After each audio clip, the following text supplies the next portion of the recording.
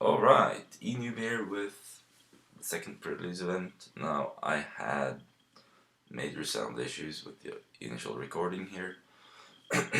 um, Too much background noise, so I decided to try something a bit different. What we're gonna try is post commentary. This way I get to, criticize myself a lot, which is fun, and hopefully save some time on the videos as well. Now the card pool, let's see. This is a pretty decent red pool, both Garrick and Mayor in green, and you can play Monstrosity. Red has 2 Marco Blade Masters and an Instigator Gang. So just from that, I would like to try some sort of green-red deck. In addition to that, you have Mind Tree Green Blue, which is obviously a fine card.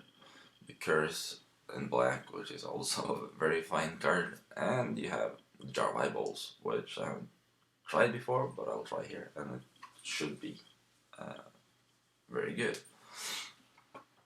As far as uncommons go, there's not really that much exciting stuff, I guess.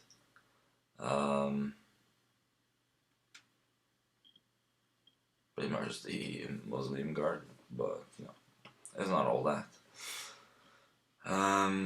So let's check out the colors. Now, as far as colors go, the white is actually very good. You have Muslim Guard, Chapel Geese, Voiceless Spirit, Nobles of the Mist, Lil Cathar, Together the Townsfolk, and the Bonds of Faith, and also Skillful Lunge. It's playable. The Gavany Ironright and the Sanctuary Cat, maybe not so much.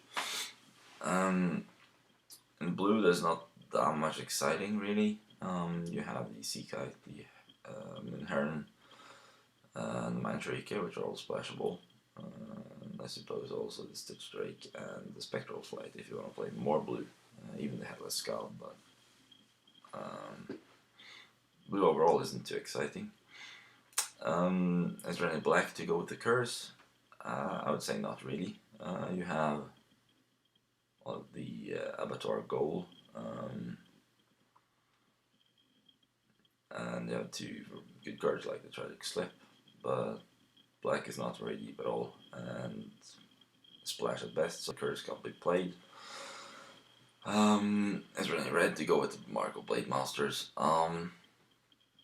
Well, if you want to look at playables, you have the Scourge, you have Night Travelers, you have the Crossway Vampires, the Paraheart Wolf, which is very good. The Curse is playable. You have Geist Flame and Fires of Undeath, really. So, red isn't that deep either. You have this Drumkirk Captain if you want to play more vampires, but I don't think you have that in this deck. The green is again very good. You have Monstrosity, Worm, Sleuth is playable, the Garrick Festried Boar, Wild Hunger, which is decent. You have Crushing Winds, that's play main deckable. Mare obviously. Some Mana Exploration. And some Bolt Ride of the Elk, Pilgrim, and have Caravan Vigil if you want to fix your mana, and a Hamlet Captain. So overall, that's pretty good. Artifacts not really that exciting, except the Jar of Eyeballs, which will be played. Now, I did try 2 different versions of this deck. I wanted to play the Blade Master to try it out. Let's see if we can find it here. This is double strike vampire.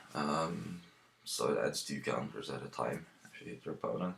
So if it hits once, it becomes a real problem. And if it hits twice, it's pretty much unstoppable, save a few removal spells. So what I didn't know exactly was how much removal I would need to make 2 of these guys. Amazing. So I tried a green-red splash-black version of this deck, and it looked something like this. It looks fine. I have 3, 4 real removal spells. You have Garak, that's 5. Crushing Vines for Sora 6. And is that enough removal to play the Blade Master? That's the question. And turns out it isn't. Really. But I needed to give that a shot. This is not the final version. I don't think you need this to drop in Torch Fiend.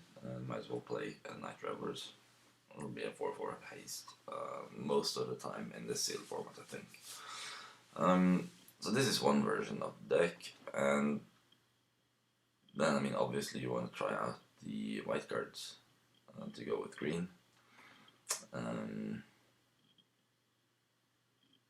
You have a mare that pumps humans, and you have 2 get the townsfolk. That's already pretty good.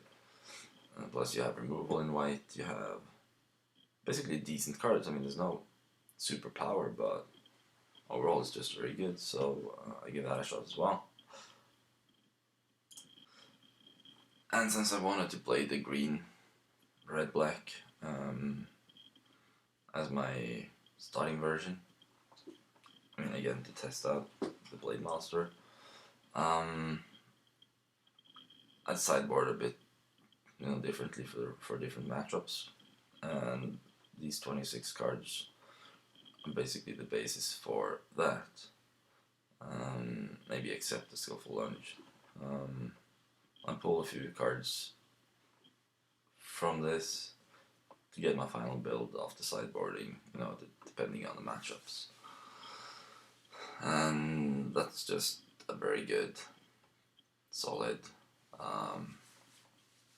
version. So the final deck that I submitted looked like this. I mean, if it weren't for these Blade Masters, I would definitely play the green-white, but as I said, I wanted to try them out.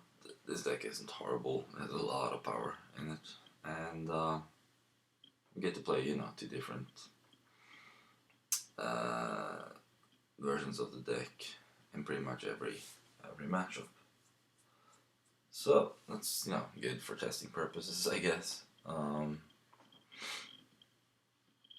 I don't know. Maybe you should just not try out too much stuff and just play the most solid version, off the bat. But I'm okay with this, and let's see how it played out.